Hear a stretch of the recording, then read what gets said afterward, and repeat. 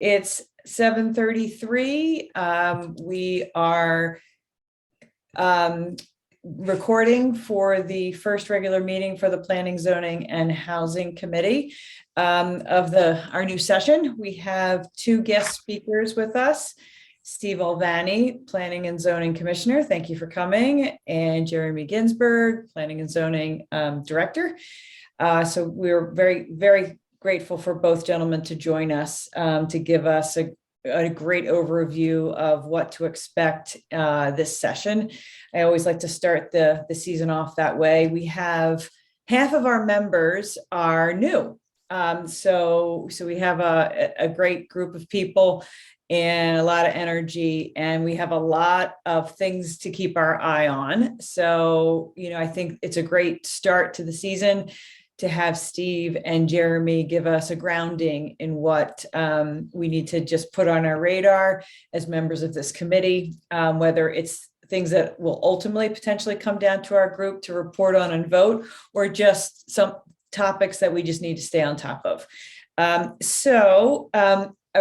Part of our agenda that I sent out had approval of the minutes of the caucus, but I got clarification from Krista McNamara. We do not need to have minutes approved for a caucus.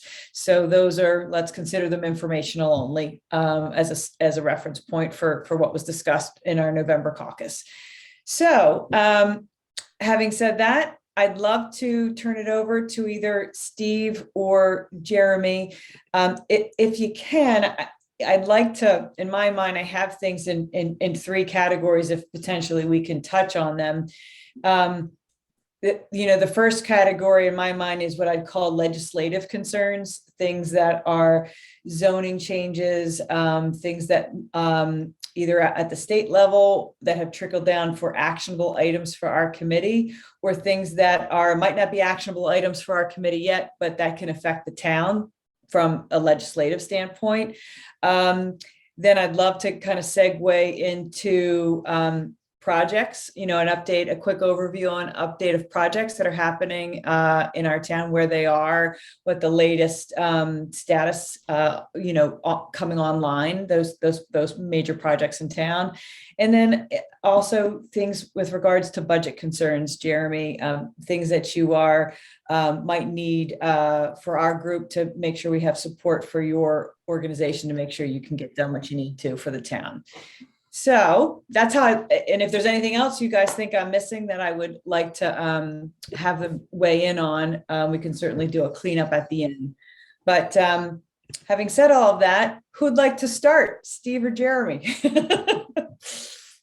I'll start at the beginning, and then I can I'd say introduce Jeremy.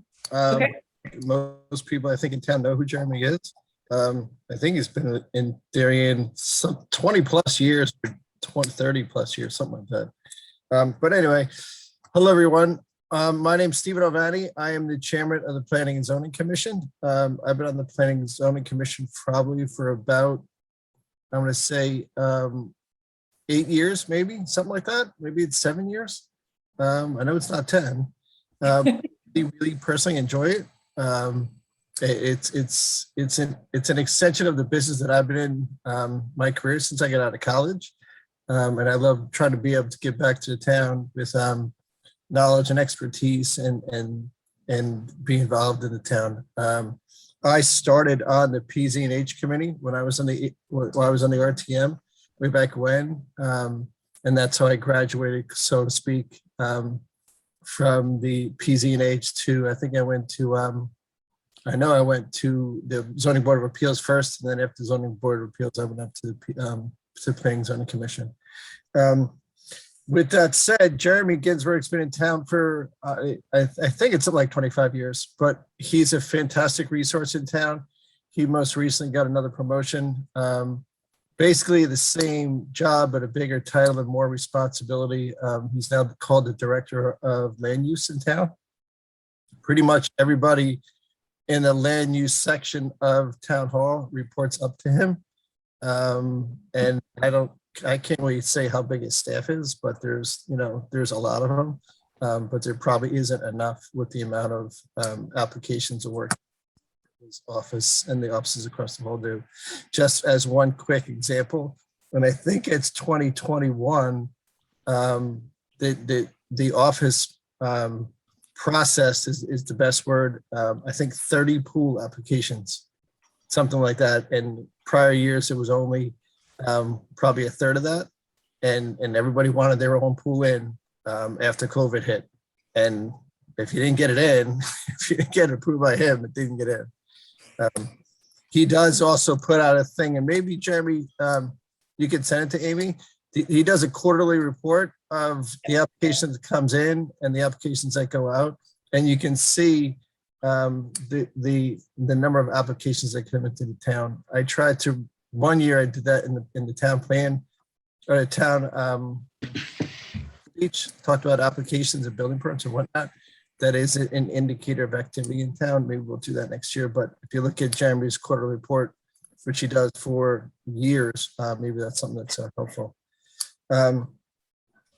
So what I wanted to do is, I hope everyone did hear my State of the Town speech back in December. I think all you guys were installed by then, because elections are in November and the speech was in December. At the end, I think we can have maybe a Q&A if we have time, if anyone has questions relative to that. It is a very exciting year in town. It has been the last couple years. We do have a bunch of projects. There's been some groundbreakings, and hopefully there will be some ribbon cuttings at the end. I'm going to let Jeremy speak for a little bit now, and then maybe I can chime back in with some other items and tell me what's on his mind. He has, speaking to what you asked for, Amy, he's got the legislative piece of the puzzle at fingertips and wants to go over that. And yes, the RTM is going to be very involved in those. The only other thing I want to add to Jeremy's list where I think the RTM is going to be involved, which we're going to be involved, and it's a multi-year process, is school projects. I know they're starting to build building committees for the schools, and Jeremy gets dragged into those meetings at the very, very, very, very beginning. But Jeremy, why don't you go in and give a quick overview too, please? Sure. Good evening, everyone. I want to start with what we think will be an interesting legislative year. I was in a meeting with Terry Wood, state rep, the other day, and she said this year is a short, what they call a short session. It alternates year to year. Last year was a long session.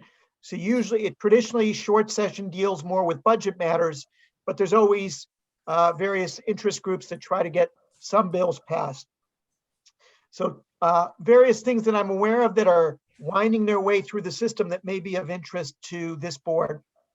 The first is a continuation of last year's zoning and housing, I'll call it lobby group, interest group, which really wanted to go more towards one size fits all zoning. And it was a very extensive bill that did get passed. So they were very successful in changing a number of things relative to parking for multifamily units, changing some of the zoning statutes.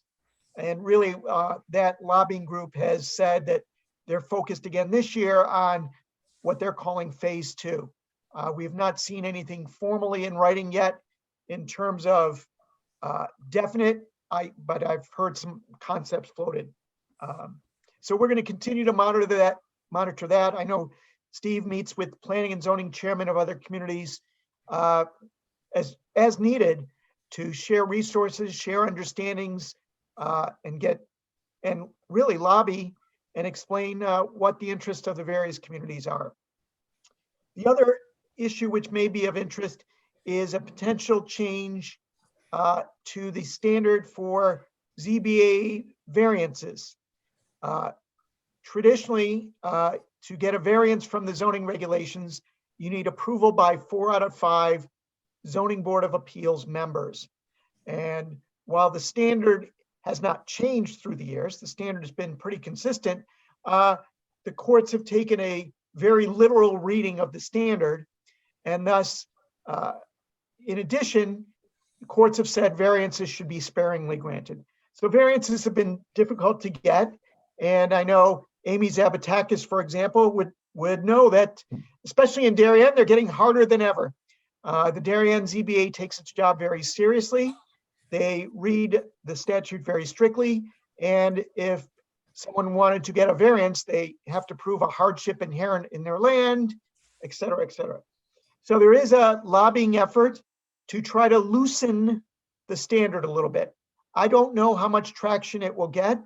The last time it came forth to the legislature was, believe it or not, about March 12th, 2000. And then the whole world shut down about a day or two later. So we'll know. I think the fact that it's a short session, if I had to bet, I would bet that the legislature probably wouldn't touch something like that in a short session, but I would just be guessing. So those are the two things I'm keeping my eye on. And I know Steve and his compadres on other planning and zoning commissions are as well. But what we're really dealing with now, which segues very nicely into Amy's issues, are what happened in the legislature last year, which really will impact what comes before the RTM and the Planning and Zoning Commission this year. So the bill that passed last year, I think it was Senate Bill 6107, Public Act 21-29, changed a number of things in the zoning statutes. The one that came before the RTM last year, you may recall, was relative to parking standards for multifamily housing. The state of Connecticut said, if you don't opt out of the standard by a certain date, you have to use the state standard. And as you remember, many of you remember, the town did opt out, and the vote was at a planning and zoning level 6-0, and at the RTM level somewhere, I think it was 81 or 84-0, with a very positive vote that the town of Darien wishes to use its own local standards. This year, the town has to deal with the issue of accessory dwelling units. These might be granny pods or accessory apartments built into a house or whatever you want to call them. But the state has said something similar. In other words, if the town does not opt out of the state standard by default, I think it's at the end of 2022, you therefore have to use the state standard. So the commission will be looking at that starting in a few months, figure out what we want to do here locally, and then possibly come to the RTM in, my guess would be November, if we decide that an opt-out would be the right thing to do. The other change that was part of the legislation last year was information on the affordable housing plan. In 2017, the legislature passed a bill that required each community to prepare an affordable housing plan every 5 years. So when the bill was passed in 2017, the legislature gave every town until July 1st, 2022 to complete their plan. The bill that got passed last year pushed it up by 1 month to June 1st, 2022. So today is January 13th, I believe. So we have about 4 months for the Planning and Zoning Commission to pull together an affordable housing plan for the town. The kickoff meeting we had was this past Tuesday. We talked a little bit at that time about how we're going to do the plan, the information we're going to pull together.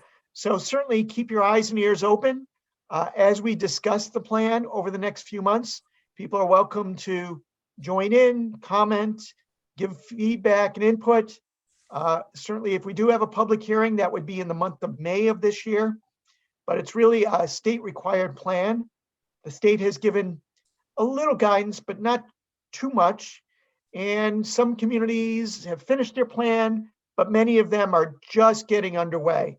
So I think it'll be interesting to see. We are, as Steve likes to say, leaders in this field compared to many communities in the state. So a lot of communities, I'm sure, will continue to look to us for ideas, thoughts, and success stories. You've all seen over the past few years, the Heights at Darien, the Royal at Darien, a number of new projects that have been completed. And communities are always wondering, what tools have we used to make such progress? So keep your eyes and ears out. Yes. At the Planning and Zoning Commission meeting this week, you mentioned that you will be forming a website as a repository of information as you guys go through and develop. Is that something that would be appropriate for our group to kind of check in on and keep our eye on? Exactly. And, that's why we put it on a web page, is so everybody in the town can kind of see the resources we're working from. The web page is www.darienct.gov/AH-plan. Easy Thank to you. remember. And right now we've posted plans that other communities have done, the town's 2009 Affordable Housing Plan. We've posted the state statutes relative to the plans, legislation, and we'll be adding to that throughout this process. But at least it gives people background information, kind of what we're aiming for, why we're doing the plan. And as we proceed, just go to the webpage. It's going to be a great resource. Jeremy, was that AH plan or AH dot plan? AH plan. AH plan. Thanks. Before we leave any legislative issues, I wanted to ask a question regarding something that I is recently hit my radar on the National Defense Authorization Act that is going to go up to the president's desk for signature, that has been passed by both the House and Senate. From my understanding, there's been a provision that's been included, and I wasn't aware of this, called the Promoting Affordable Housing Near Transit Act, which, from my understanding, is allowing any land that's owned or held by a transit authority, state authority, to donate it to an affordable housing developer for potential development of affordable housing. And then there's certain requirements. I wanted to know is there any land parcels in Darien that would fit that description? Well, I've not seen the bill. I do know that here in Connecticut, the state of Connecticut DOT owns much of the land near train stations. I'm not quite sure, again, of the details, but certainly there is always that question of what can the state do with state property? How much control does the town have of state projects on state property? So certainly I know that part of the bill that was considered last year, one of the ideas put forth was to require communities to basically rezone areas near train stations and bus stations for higher density. And I think that's going to be one of the items that comes up this year at the Connecticut level, to require communities to do that, rezone certain parts of the community that are near train stations. I know Steve had a lot of conversations with legislators about that, because Darien is unique in terms of the number of train stations. We have 2 in the community, but we have many right near our border, including the Talmadge Hill stop, Glenbrook, Springdale. I think even East Stamford's pretty close, or a proposed East Stamford.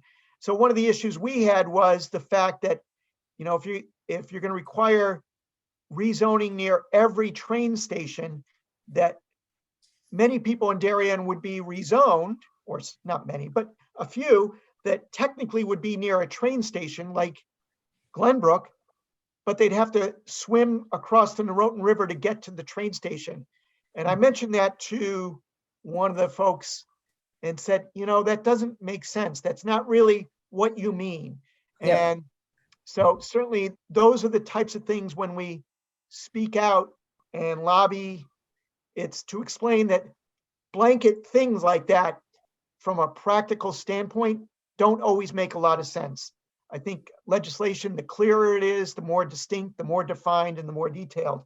But these automatic rezoning things, I know, and are a concern of not only the Darien Planning and Zoning Commission, but many others, as the state comes in and says, you now need to rezone these parcels this way, becomes problematic.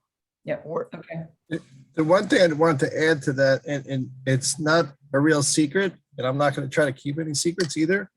The Norton Height train station is a site that's been on the front page of the newspapers. That is basically a state-owned piece of land. So if the state wanted to come in and deck it over and put underground parking and put townhouses on top of that, Yeah. that's where the issue is. And that's a real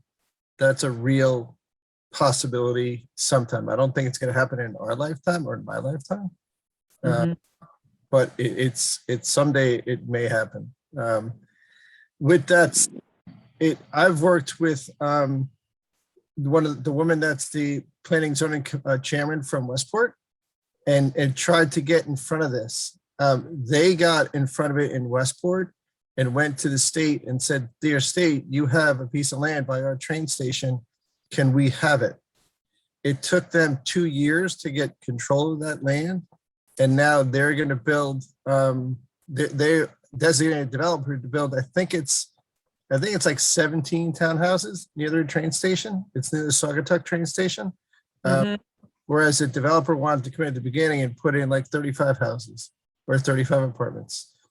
The issue that we have also in Darien is we have a thing that cut through town called I-95.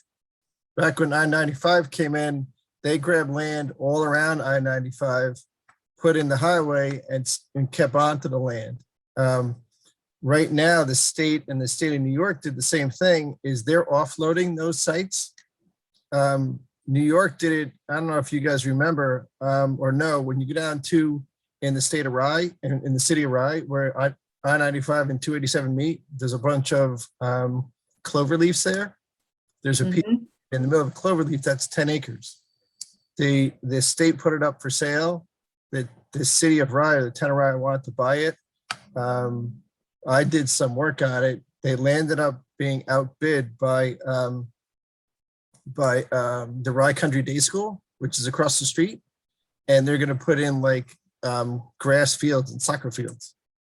That's a good thing for Rye. In Darien, behind where Tokenique Road meets up with I-95 at exit 12, there's a Yeah. big piece of land right there. There's two of them. They're owned by the state of Connecticut. They don't really pay any taxes on them. So those are, one of them's at least 10 acres, and it's next to a piece of land that's owned by the land trust. Those are sites that someone could go in and take it. Or maybe, I think it's 2 years ago now, because I always forget versus COVID.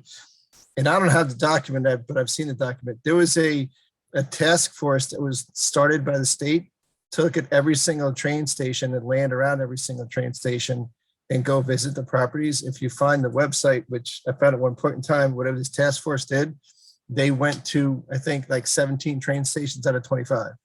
Okay. Spotted in the town of Darien, and they were spotted at the Kuntz lot, which is a private lot, but they've already been to Darien and submitted their report. So that's a train that already left the station, literally. But that's the kind of things that we keep our eye on. Where we come in is traffic.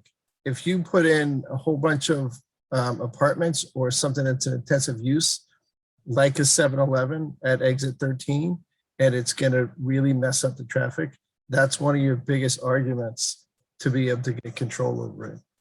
yeah, I think that's one of the keys here, Amy, is the town will have to continue to monitor legislation, even though it's a short session, because we do foresee that things that did not pass last year, ideas and concepts that were floated, sometimes it takes 2 or 3 years to get things off the ground. So Steve and I always have our eyes and ears open for, hey, what might be coming? And, if we do support certain things.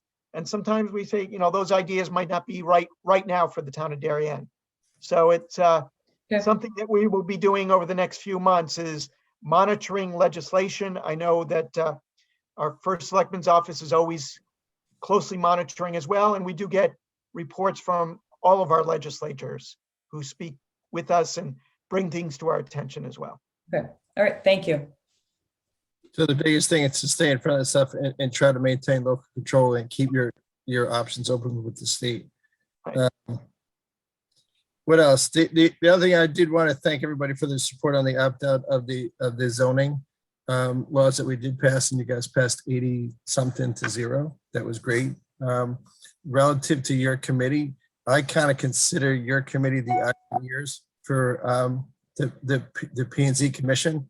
There's 10 of you or 15 of you people on the PZ&H that cover all kinds of parts in town and districts in town and age brackets and friend groups and whatnot.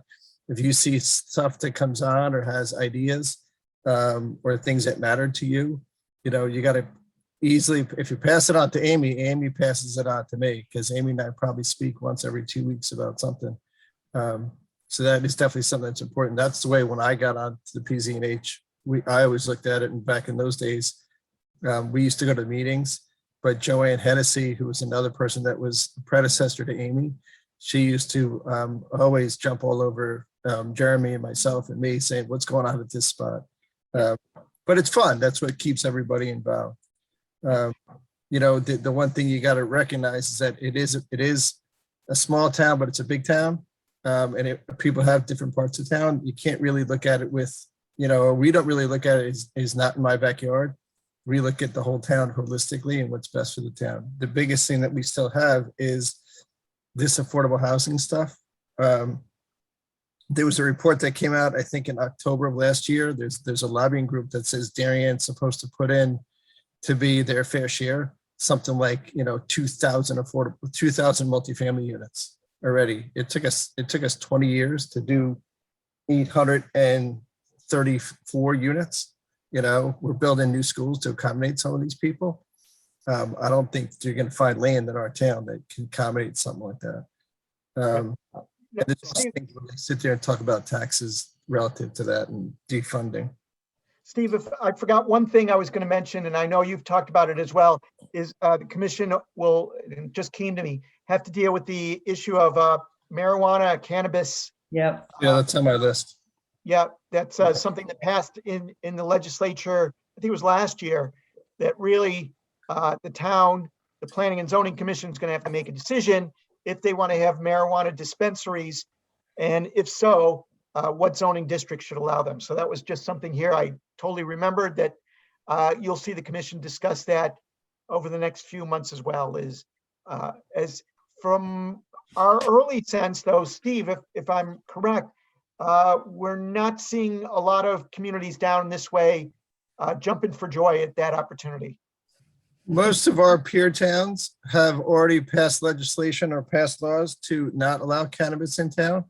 The town of Westport actually passed a zoning code that you can't even have a headquarters for a cannabis company in town. So if someone had started a cannabis company and they want to grow cannabis someplace, you can't even have that office in your town, in the town of Westport. But that's another thing that's also, a not in my backyard thing. If you there was one time they wanted to put some kind of, it wasn't a cannabis use because it didn't exist at the time, at a shopping center that was on the far end of town, and people didn't really like it. And I don't think that passed because it wasn't even in our zoning code at the time. What else did I want to bring up? The cannabis is important. Me personally, I don't think we need a cannabis outlet in our town at all. That's my personal view. We are not really straw polled our entire commission, but I'm not going to one that's going to go out. There are some towns that do want them, like a Norwalk might want one, or Stanford might want it.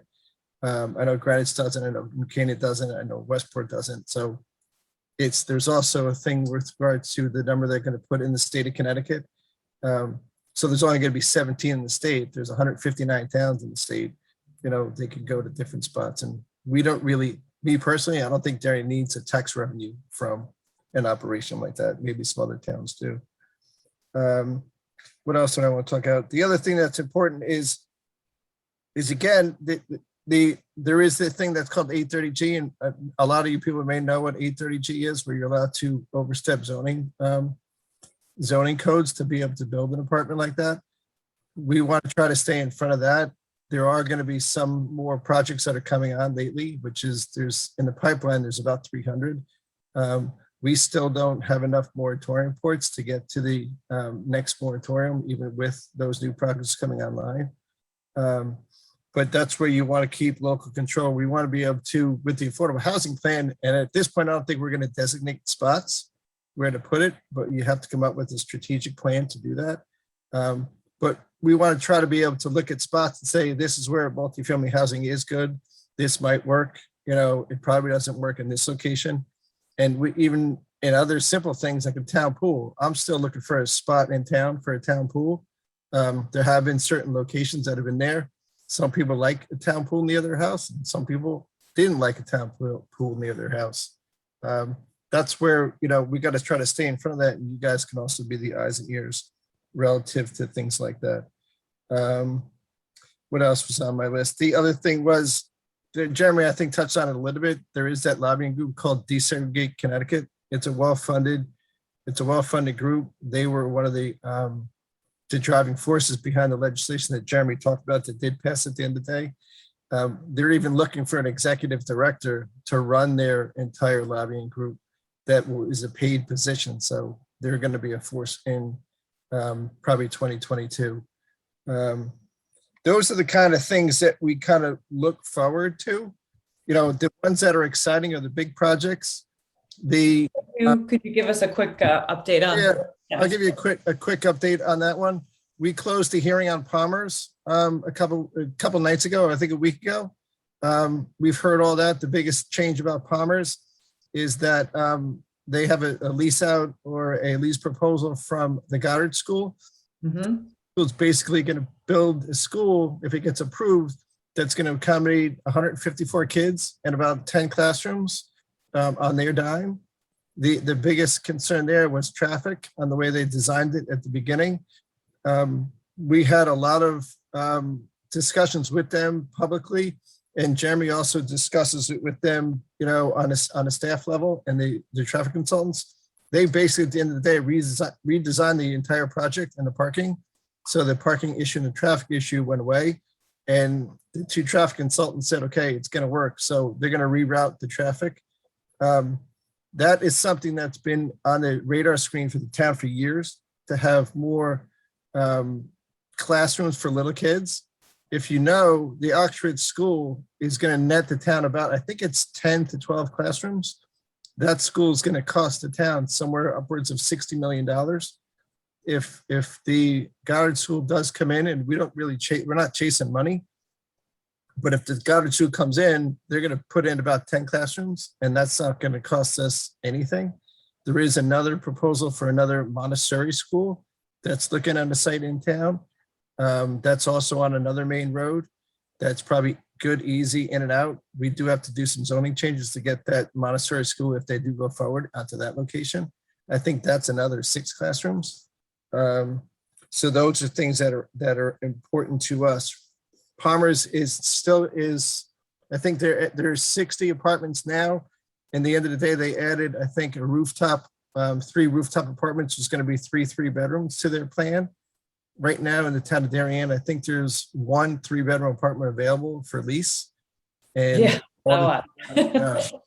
Yeah, I mean, everybody knows one of the biggest stories that is actually turned into be a success story for the owner is 16 Pemberton. The rents on that building went from, I think, $3,000 a month for a 2-bedroom to $5,000 a month over the last 2 years. People watch that stuff and want to build more of it. There also is a big retail component to Palmer's, and you know, it's not that significant, but there's still a retail component too for restaurants and small shops and whatnot. With regards to federal, I think they already announced 3 tenants. Jeremy and I have a meeting with them on Tuesday, probably for another couple tenants. They've asked us to look at our interpretation of zoning code for certain tenants that are allowed or not allowed in the project.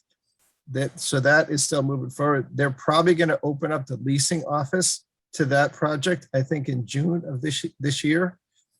I do think that the students are going to be, or the apartments are going to open. The first set of apartments are going to open probably in about October. I think they said September. Looking at the project, I know in real estate construction, you're not going to have people moving in there, August 1st.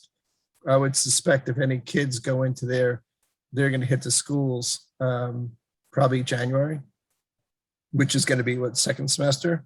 With regards to the Corbin district, they opened up their East Lane project, which has got 12 affordable special needs housing projects in December 1st. I think everybody moved in. I think that's when they paid their first rent check. That thing's moving forward. It's a beautiful project if you ever drive down that street. They have their hole in the ground for their phase 1, I'm going to call it. I don't think that's going to be up and finished for another 18 months. But all that space is pre-leased in terms of the retail and commercial space. So once they get it, it helps with the construction. Once they get it topped off, the retail tenants can be built in the same exact time as the apartments above it. As part of the Corbin district, which is not really part of the Corbin district, 34 Old Kings Highway is about near finishing. I bet you that gets done in the fall. I think it's a 5,000 square foot 2-story office building with a rooftop terrace that overlooks the entire project. That's where Baywater Properties are going to move their offices into that building and overlook the project. So that's another piece of Corbin it's separate and apart from Corbin, but it's 100% in the Corbin district. Yep. The Playhouse is going to open. I think La Taqueria, the margarita place or taco place is supposed to open in either January or February. Kennedy's Barbershop is already open. And then the lighting place, is that open yet? I've not been by it yet. February. The lighting place should be open too. So that's another thing that's going on. I also did hear rumors that the Darren Sports Shop wants to make sure that their building looks as pretty as the new Corbin stuff does when that thing opens up. They don't want to be a nickel waiting on change, but the Darren Sports Shop is doing great now and got through COVID pretty well, is what I heard. What else? Those are the 3 big projects. Any other ones you have questions on that I missed? The other one that we did close the hearing on is 3 Parklands. We really can't talk about much of that stuff because it's still in discussion. That's an office building that's exists on the other side of town. That's behind the I-95 truck stop. It's a couple blocks from the Post Road. They want to knock down an office building and rebuild it as an apartment building. That's just a trend that's happening in the state and the country and the region. Stanford's just doing it. And there was something in the Wall Street Journal 2 days ago that they're doing it down in Virginia too. Darien's no different than any of those other towns. The other project, Steve, which I should mention, which people drive by all the time, is corner of Post Road and Dickinson. Project done by John Vaccaro. Used to be Drapery Exchange, and now he's turning it into a mixed-use building, commercial on the first floor, apartments on the second. I spoke to John Vaccaro last week. He expects that to be starting to be occupied February, March. Wow. Okay. So I don't know if anybody in the room's a realtor, but if there are any people that are looking for apartments, might have a few there. Very funny. Very funny. Gotta keep you on your toes, Amy. I just want to check. I'm as a Norotan resident. The Palmer's project is really moving ahead because there's been tumbleweed there for a couple of years now. Yeah, well, Go ahead. You can go your side, Jeremy. Then I'll tell on the other. Sure. Dan, they're spending a lot of time, money, and effort on these changes to the plans. They got a new partner involved. I don't think that's a secret to anybody. And they regenerated the project. They've made some changes to make the project, I think, a little more efficient. Before, it had a lot of underground parking, which is very expensive to build. So they've redesigned the project. So and having this anchor tenant potentially is going to help them because that's a lot of space that they're, as Steve mentioned, pre-leasing or pre-renting and have someone on board for. So while I guarantee nothing in life, at this point, it appears that they've re-geared themselves in those 2 directions. Now, when I did speak to the Palmers about that, we acknowledged that Planning and zoning, if they do vote, that vote's likely to occur in February. It will take the Palmers a month or two to pull together the contractors. If they get a positive vote from planning and zoning, it will take them another month or two to start the demolition, and it will take, obviously years to build. So even in the most optimistic view, which is planning and zoning approves something in February, you're not going to see demolition for at least a month or two after, as they, try to pull together contractors and do the proper demolition permitting through the building department, et cetera. But they would not have gone this far if they didn't seem like they were going to get ready to go. The biggest thing in the current world too is construction financing and feasibility. I can tell you that David Genovese, his first crack at it he was supposed to have 1,000 parking spaces below ground. He and I talked about that a number of different times. To build a parking garage underground, it's about $75,000 a space. So his parking garage underground would have cost him $75 million. Palmer's did the same thing. Their parking garage was smaller. When they got deep into the weeds, they found out how expensive it was to go underground. So they had to rejigger it, and they moved it twice.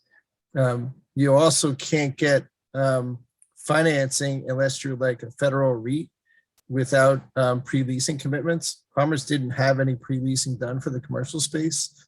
David Genovese's project is, I think, 90% pre-leased. So if they do get the approval from P&Z for the Goddard School, then you can go out and get pre-lease financing with the Goddard School as an anchor tenant, and they can get construction financing to build the whole thing. So there's a lot of moving parts. I know they're looking at construction budgets again and again and again every day. But I think if they get approved by P&Z, they've got most of their ducks in a row. But I would not suspect you're going to see that. No one's moving into that building for at least a year and a half or two. But you will see activity there.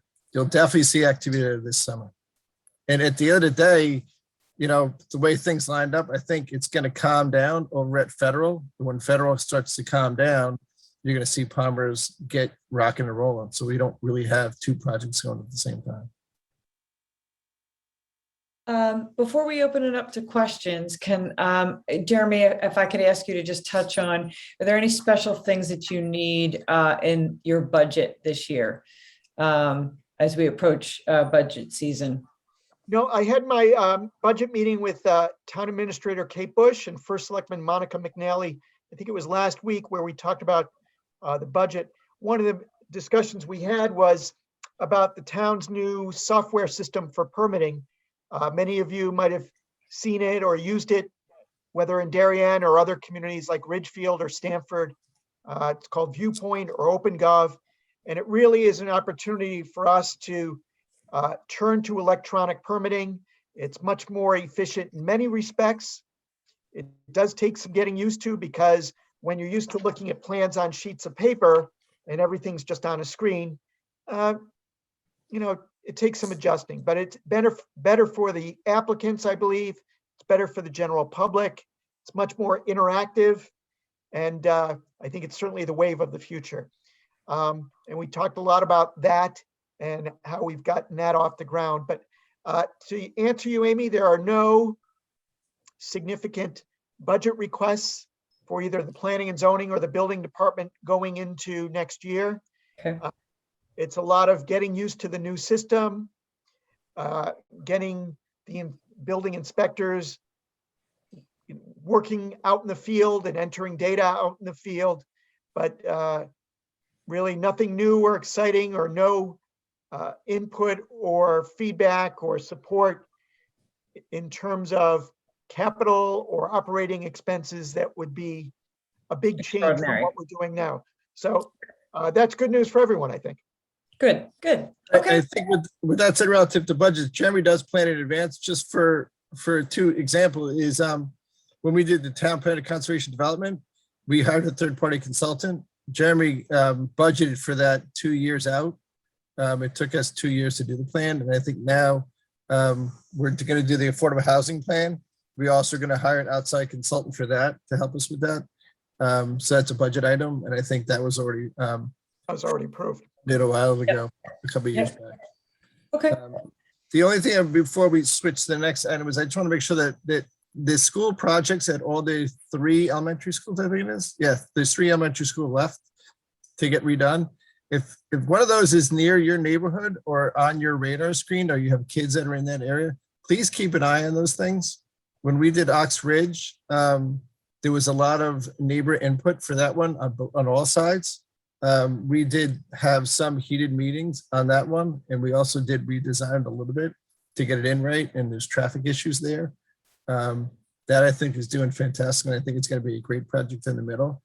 I can tell you that at Homeschool, which is near my house, they've got I think it's a 10-acre piece of land that they can expand onto, because we bought that, the town bought that other piece of land a while ago and opened up another piece of land. So that's going to be an extension.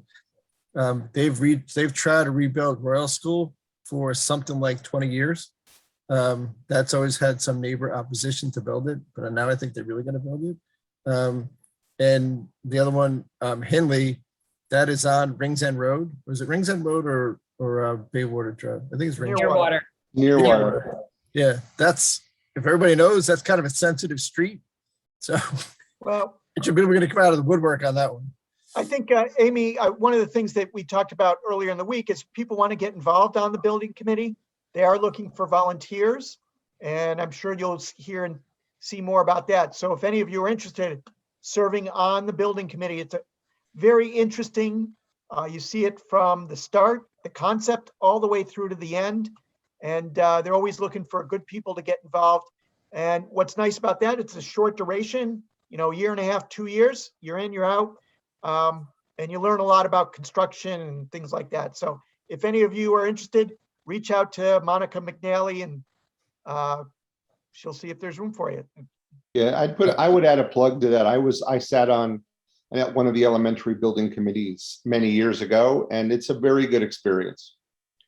Yeah, it is. And the building committee for Ox Ridge, they actually had a neighbor. The closest neighbor to the project was on it. Yeah, makes sense. Oh, right. And he signed off on it at the end. So Jeremy, which building committee are you referring to? Well, right now they have three building committees that are about to get underway, as Steve mentioned, for 3 different elementary schools. So definitely, if you're interested in serving on a building committee, reach out to the first selectman's office. Yeah, because my house is exactly across Hindley, so I'd be happy to get on it. So reach out to Monica McNally. I will. Yeah. We're open for questions if you have any specific questions or general questions if you want it. Then I get one last plug at the end. Amy, go ahead. Yeah. I had a question. It sort of actually tied a little bit into budget, but I just wanted to find out how you guys are doing. I know that there's been a lot of turnover as far as staffing in the zoning and also building department. And then there also, I think, are some open spots on the boards and commissions as well. So I just wanted to find out how you guys were doing with that as far as getting all those filled. Good question. I'll ask the second part, answer the second part first. The Board of Selectmen this past Monday, appointed a new member to the Architecture Review Board, and Anna Janis, and reappointed Gary Green to the ZBA as an alternate, and appointed a new ZBA member, Matt Laureat, to the ZBA. So they filled a vacancy on the ZBA and a vacancy on the Architecture Review Board. Planning and Zoning is elected, so they got a full house, and I think EPC is full. As for staff level, you're right, Amy. We've had numerous turnover within the past 8 or 9 months. We started last March or April. Martha Peretta, our secretary, left. Then in October, Rich Jacobson, environmental protection officer, left. And this past couple weeks, Tamara Eberhardt, our administrative secretary, moved down to Parks and Rec, and longtime assistant director David Keating retired. One advantage we do have is the town has kept Mr. Keating on as a part-time consultant. So we're doing exactly what you would imagine, Amy, taking advantage of his knowledge and using him in two respects. One is to assist us in the affordable housing plan, which is more of a long-range project, but using his local knowledge there. And the other aspect, which I emailed him earlier today on, is to assist us in zoning and building permit reviews, which he's been doing for, I think, 35, 38 years. And really, we want to make sure that nothing falls through the cracks. And as you noted, Amy, it's the workload just continues on. People still want to get their permits. I was speaking to a pool contractor earlier in the week, as Steve acknowledged, and she wants to get her clients all buttoned up so they can start scheduling. So the pressure continues to keep projects and applications moved along. So we are in the process of reaching out and posting for both jobs with the hopes of interviewing people in January and February and getting fully staffed by the end of February. But And you think you're good with the budget you have for the staffing needs? I think that was why I was sort of asking it in connection with the budget question. exactly, the town has been very respectful, and they've not looked at this as an opportunity to cut anything, but rather, we understand the workload continues to be high. And the other thing which we've mentioned is, as Steve noted, the peak where you have Federal Realty's peak is right now, and that the first building they have will be finished later this year. And at the same time, Palmer's will be ramping up, and David Genovese will be finishing phase 1 of his project later this year and then starting phase 2. So it really, what we'll start seeing is exactly what Steve said. A lot of the tenant fit ups for Federal Realty. So they have about, Steve, 17 to 25 commercial spaces for Yep. restaurants, retail, personal service uses. So we'll see a lot of those permits coming through. So the town understands the importance of keeping those projects moving along, because the sooner they get fully occupied is the sooner the assessor can give them a full assessment. So good question, Amy. Yes, we are in the midst of a lot of changes here in the department. One thing I would add to that is Rich Jacobson, who was a very valuable employee. He retired after years and knew every, crack in town and every wetlands in town. He was replaced by a guy who had a similar position from the city of Stanford. I forget his name, Jeremy. What's his name? Yeah, Rick Telemelli. And Rick had worked for the city of Stanford for many years. And the advantage of hiring Rick is he really has a background in wetlands and is able to just start quickly and jump right in. And he also has a good background in flood regulations. So he's a great resource there as well. And he got up to speed within moments. So it's great that we had that advantage there. That was worked out very nicely for us. We were very fortunate. What I would add to that is that our town is a sought after place to work, so they get the best of the best candidates, and a lot of it's got to do with Jeremy's leadership. And what we talked about earlier, a lot of the other towns look to our town for leadership and guidance and best practices. And, I don't know, did Dave Keating, his interview process started yet, but I'm sure we'll get some great candidates for his position too. Great. Before we go a little further, Krista put in the chat, if people haven't noticed it, any interest in the building committee volunteers to contact Linda O'Leary. It's LOleary@DarienCT.gov, and her phone number is in the chat as well. So anybody that's interested in following up on that, that's who your contact is. Okay. A couple of fun items too. Jeremy was talking about the Dave Keating still doing a little bit of work. We transitioned over to OpenGov, and so they're really switching from paper files to electronic files. So Dave Keating used to come into the office, take all the files home in a briefcase to his house and do it at his kitchen table. Now we can look at all that stuff by logging on to our system. So that's helpful. And then the other thing relative to Palmer's and Federal and whatnot, if there's a tenant type that you want to go into one of those projects, even David Genovese's project, don't be afraid to tell people. People are knocking down Federal's door to put in a sports bar over at Federal, and also knocking down their door to put in a sushi bar at Federal. tenant wishes that you want, and I already put mine. I wanted a place called Antica Pizza in there. So if you have any wishes, no. Dan Guller put in the chat donuts. Well, they're trying. They are trying. All right. Speak up, Dan. Feel free to chat. All right. Any other questions from the group? Mike's got his hand up.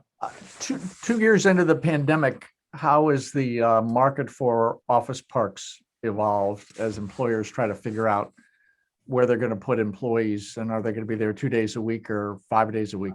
And are there satellite offices or not? What I can tell you, I work at the largest real estate company in the globe. Our leasing brokers last year that concentrate in the Greenwich markets, a little bit in Darien, and also the New Canyons and the Westports and Wiltons, those guys had record years. People are not really going back to Manhattan 4 days, 3 days a week or 4 days a week. Maybe it's 1 day a week or 2 days a week. And a lot of my clients that work in the city, I get phone calls from 201 cell phones all the time. So to answer your question is, what's happening is a lot of the firms that are in the city are opening up satellite offices in Darien, Greenwich, and Westport. Westport's vacancy rate, I checked it yesterday, is 8%. Darien's vacancy rate is, I think, like 9%. Norwalk has got big vacancies, and I can bore you with statistics on that, but Greenwich's vacancy rate, I think, is less than 5%. Manhattan and Norwalk and Stanford, the numbers are in the 30% range. So what people want to do is they want to work closer to home. Amy Zavatakis, as an example, works at one of the biggest law firms in Darien. I think her office from her house is less than 10 minutes. And that's the way it is today. A lot of the guys that work at JP Morgan that are friends of mine, those guys have no interest in going back there. My brother's a bond trader. He's not going back to his office ever. And some of those companies did open up offices down in Florida. So to circle back to Darien, David Genovese's downtown project includes an 85,000 square foot office building. He has that pre-leased at all already. But the reason why that's going to be successful, it's because it's walking distance to the train station. It's walking distance to restaurants and other eateries. Office parks per se are not desirable at all. There's 2 in Stanford that are 100% vacant. We've got some vacancies in our office buildings that are away from the downtown area. And if you read any of the papers, office parks that are distant from anything are not desirable. The little offices that are close to town are desirable. So I try to answer your question because we have Darien is a suburban market with urban buildings, which are downtown, and office parks, which are not downtown. So you can see other use coming down the line for office parks. Yeah. The well-located office parks of the 2000s are going to do okay. The ones that are from the 80s and 70s are not going to do okay. The one example that I think in Darien, which is, it's kind of a tweener, is they call it Darien Crossing, which is 330 and 300. I think it's 330 and 310 or 320 and 330 Post Road. It was called Darien Green. That's right next door to Trader Joe's and right next door to Duchess. Yep. Those guys, when they bought it at a very low basis. They put a ton of money into it, and they really fixed it up. But that is on the Post Road. It's walking distance from some stuff. It's got a bus stop in front of it. It's easy in and out from the highway, but it's not that close to the center of town. But because it's got a Post Road address, it does a lot better. And that office building, I think at this point now is 100% full. I think it is. Yeah. Yeah. Compass just moved out, right? Compass was. Yes, they moved downtown. Yep. Yeah. Okay. Any other questions? The group? Okay. All right. Well, I cannot thank you. I just give you one last closing piece. Sure. I want to do my last speech at the end, which is a plug for being on the P and Z. Okay. This year is not an election year for town, but if you want to run for P and Z in 2 years, there will be seats available. Myself and a lot of other commissioners that pass and beyond that are on the P and Z started on PZ&H. So we're always looking for good people, and the next election cycle came up. I ran for re-election this year, so I have another 4-year term to go. And one of the reasons why I did run for the re-election was because I want to see all the projects in the pipeline through to the end. I want to be able to be there at the beginning when they design and be there at the end when they're finished. I still am nervous that some are going to be tall, and I might get thrown out of town if they don't like them. I'm a big boy. But it's something serious if you guys to think about. It's, if you watch what happens this year, it is a big time commitment, but it's not overly a time commitment. And we do try to have fun, and it does give back to the town. So if anybody on your commission or your committee wants to be on PZ&H, you got 2 years to figure it out and get the ball moving and watch what we do. And I see Mike smiling over there. He's a real estate guy.